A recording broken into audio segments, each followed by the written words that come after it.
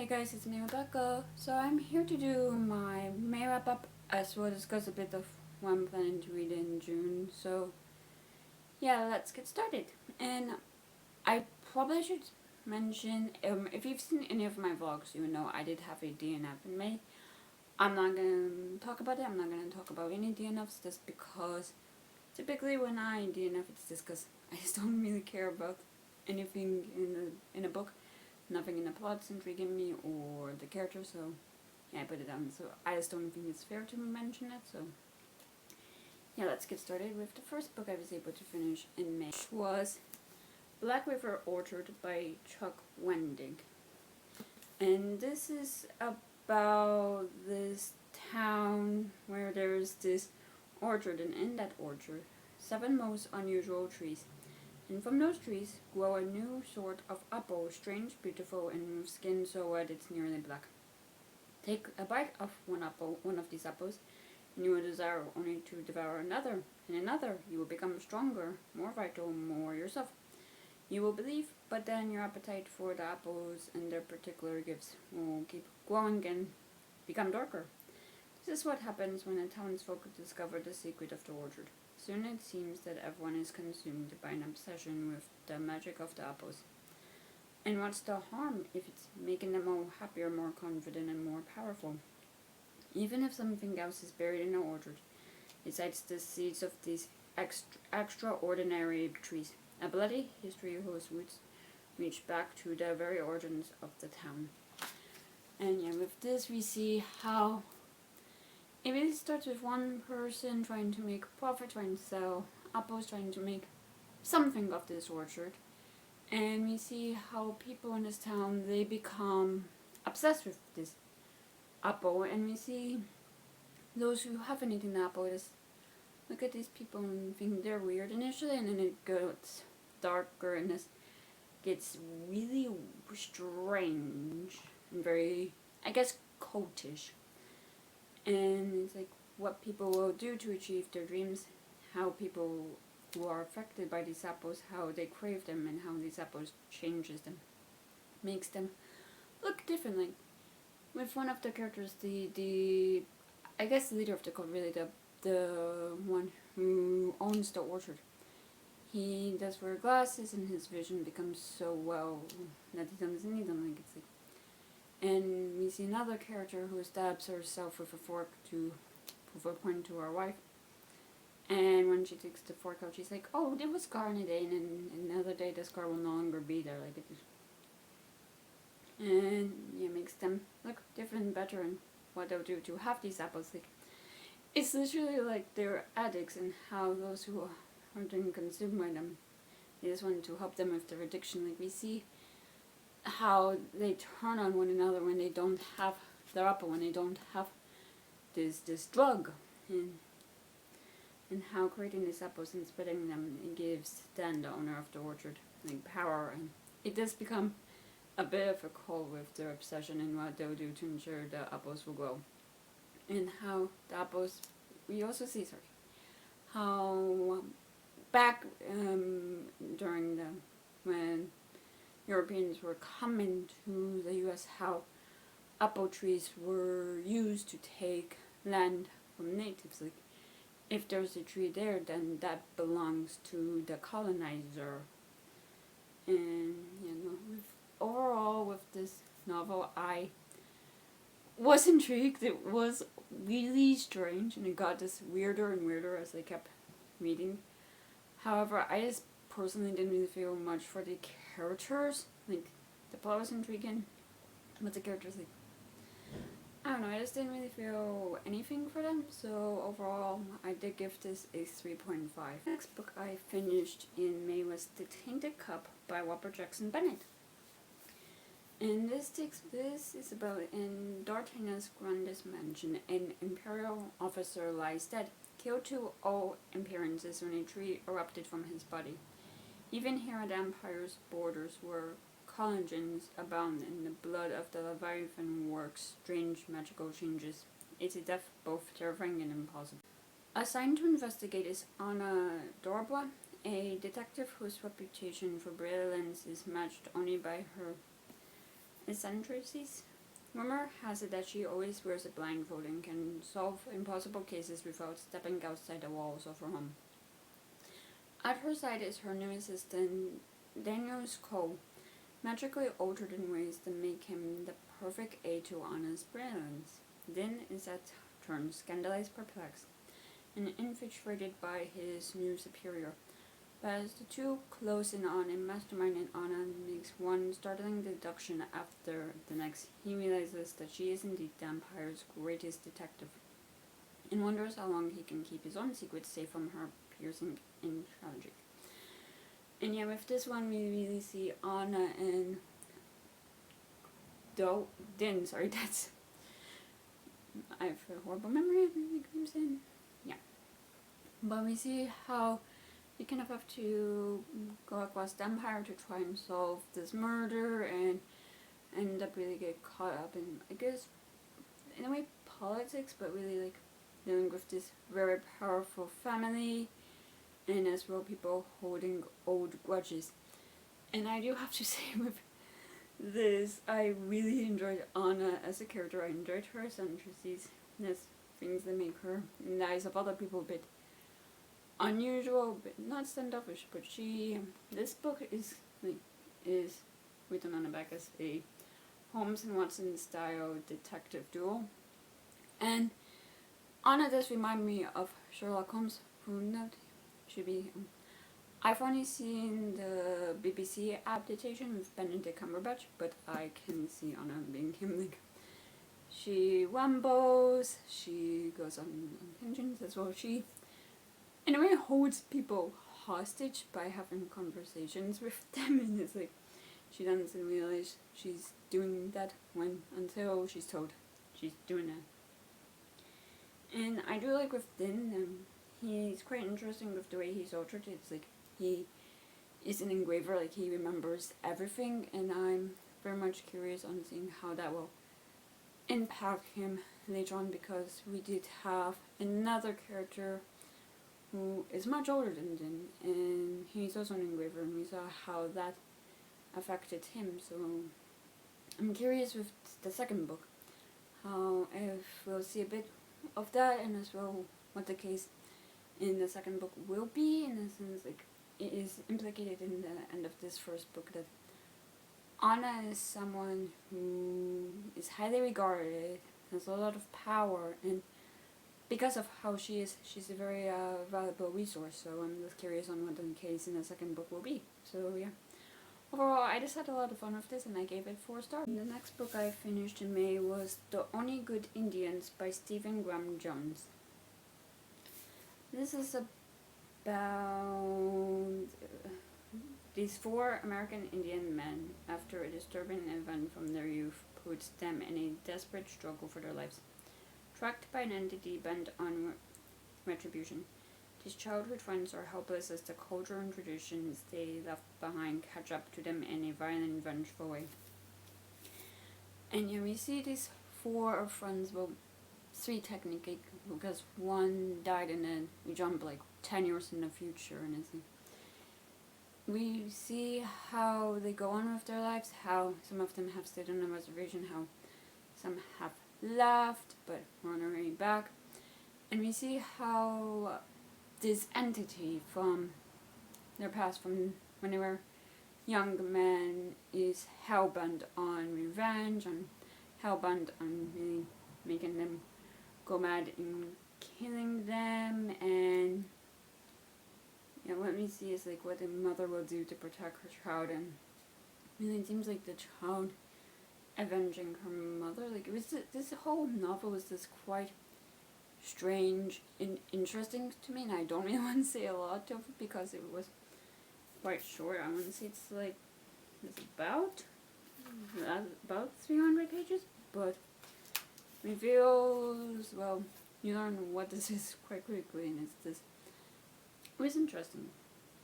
But yeah, overall I like this, and I give it 4 stars. The next book I finished in May is The Sirens by Amelia Hart, and this is gonna be a struggle to hold this book up because for some reason it is quite heavy, even though it is quite short. I think because this is a special edition about It takes place in 2019, and Lucy awakens in the middle of the night with her hands around her ex-lover's throat.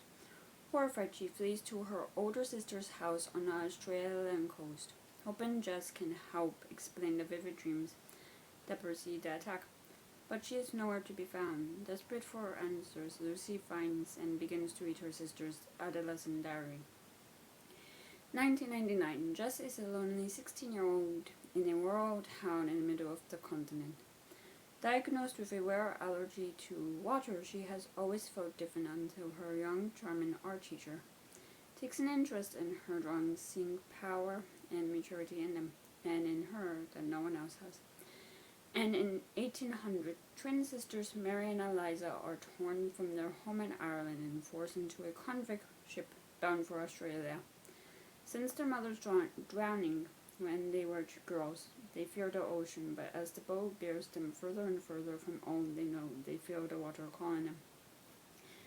As Lucy awaits Jess's return, strange rumors surrounding her sister's small town start to emerge.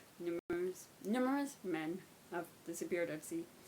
A tiny baby was found hidden in a cave, and sailors tell of hearing women's voices on the waves. And yeah, overall I did like this, and I did like how with Lucy, she is a journalist student, she wants to become a journalist, and we do see how people are afraid of the truth and what will happen when it comes out.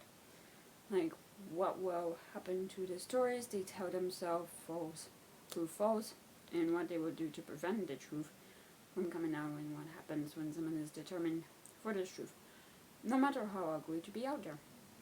And as well, I would say this is quite similar to Wayward and the author's previous novels in the female, like, women having their power taken from them by men and then taking it back from them, men who've like taken advantage of the position of them.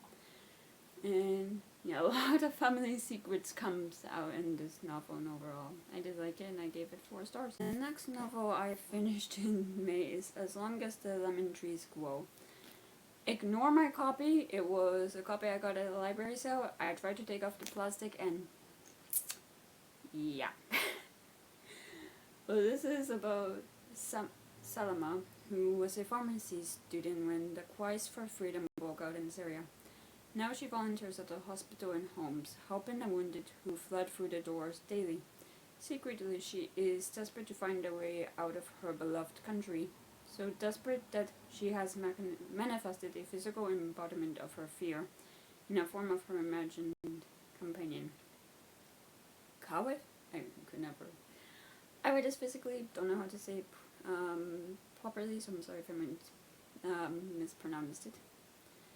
But even with Khalif pressing her to leave, Salma is torn between her loyalty to her country and her conviction to survive. And when she crosses paths with the boy she was supposed to meet one fateful day, she starts to doubt her resolve in leaving home at all. Soon Salma must learn to see the events around her for what they truly are, not a war but a revolution, and decides how she too will cry for Syria's freedom. And with this, we see how Salma, she is torn between leaving Syria, keeping a promise that to her brother who was arrested for being a part of the revolution, that she'll keep his wife, her sister-in-law, and her friend safe. And as well, she is worried about really helping people, and the hospital wanting to really be the part of the doctor and heal people. And we see how she's really good with plans and all that. But as we see with this boy Kian, who he records what's happening and posts them on YouTube in a way of activism, and we see how he is determined to protect his country, protect his family, and really like he cannot bring himself to leave Syria. I mean, it's the home of his ancestors, where his family comes from. So yeah, we see that, and we see how Salma, with everything she's been through with the rest of her father and brother and the death of her mother, like, not only has she created Caliph as a personal embodiment of her fears, but she also has imagined someone she loves who died, and has denied their death in order for her to continue on, to continue having courage, to not give up. And overall, I did like this, and Ella, and I don't think I did this review justice, but yeah, overall, I kind of really say I enjoyed it because of the topics and explored it is, and as well, it does take place during like a war-torn country, so this feels long to enjoy, if that makes sense. I don't know, overall it was a 4-star read for me. And the last book I finished in May is Crime and Punishment by Dostoevsky. And this was translated by Olivier Weddy. And with this we follow Waskonok, who is this desolate and really a dropout student, and he's poor and whatnot, and we follow him as he's committed this murder and really embarking on a dangerous game of cat and mouse with his suspicious police investigator. He is pursued by a glowing voice of his conscience and finds the news of his own guilt tighten around his neck. And yeah, it's really seeing him and like his beliefs, and as well, like if he should turn himself in, if he should do everything, or if he should just carry on. And with this, I really enjoyed seeing, I guess, the psychological aspects to this character, how he's losing his mind, how because of what he did, but as well he does have an illness, like he's sick, so he is having visions and dreams and whatnot, and it's like his psychological like happenings, I guess, and also like I guess seeing how other characters, including his own opinion of like the general criminal, and like how to categorize them, and like I guess the generalization of the criminals, like psychology, if that makes sense. So overall, I did enjoy this, and I gave it. Now, that is everything I was able to read in May, and what I plan to read in June so far. Everything I read in June will be my June wrap-up, of course. But next up, I will be reading Even Though I Knew the End by C.L. Polk. Who I don't know if I'll be finishing this in May, truth be told. It is currently the 28th, and I just finished Crime and Punishment. Yeah, but anyway, I'm discussing this in my June wrap-up because I just don't have time to film in the next couple of days, so yeah. But this is about a magical detective who dives into the affairs of Chicago's divine monsters to secure a future for the love of her life. And I don't know, this seems intriguing. Next is Gingerbread by Helen Oami. And this is about Paradia. Lee may appear to be your average British schoolgirl. Harriet Lee may seem just a working mother trying to penetrate the school social hierarchy, but there are signs that they might not be as normal as they think they are.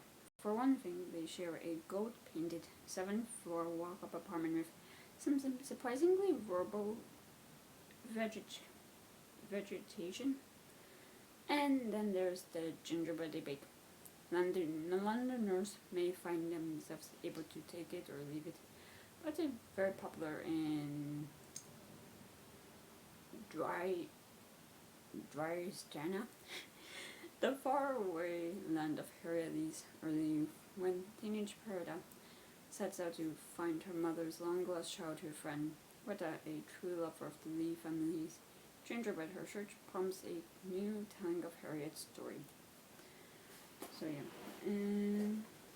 yeah, that's really all of the books I want to share for now. Like, I do have a few more books up my sleeve, but my mood can change, so yeah. And so yeah, that's everything I read in May and what I plan to read in June so far. And yeah, that's it for this video. So if you enjoyed it, please give it a thumbs up, leave a comment below, tell me what you've been reading recently. If you want to, please subscribe to this channel. If you want to follow me on any social media, then all those links are in the down bar below.